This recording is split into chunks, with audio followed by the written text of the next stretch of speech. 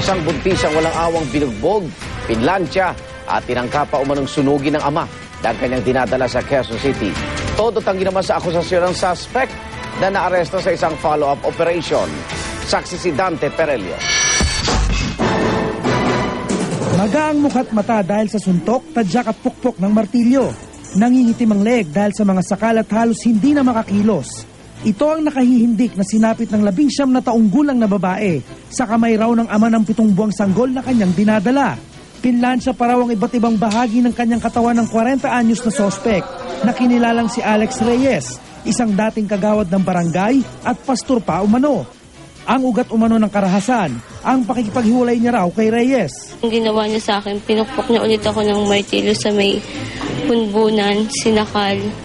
Tapos sinakpan niya yung bibig ko kaya hindi ako nakasigaw. Bukod sa pambubugbog, tinangka pa raw siyang sunugin ng sospek nang buhusan ang buong katawan niya ng kerosene. Nakaligtas daw siya sa tulong ng kanyang mga kapitbahay. Naglalaban na ako noon.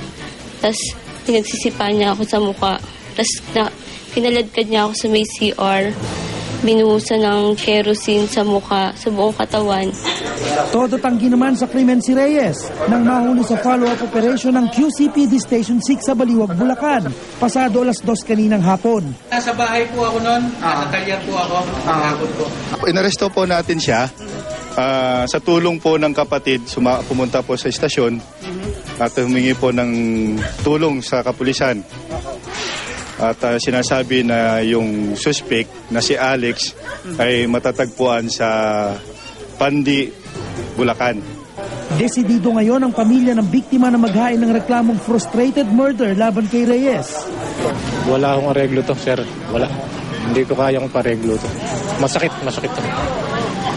Inoobserbahan ngayon sa ospital ang kondisyon ng biktima at ng sanggol sa kanyang sinapupunan. Baka mayroong basag yung kanyang zygomatic area, yung sa mukha yun, no, bandang kanan, pero suspicious lang naman. Ako si Dante Perelio, ang inyong saksi.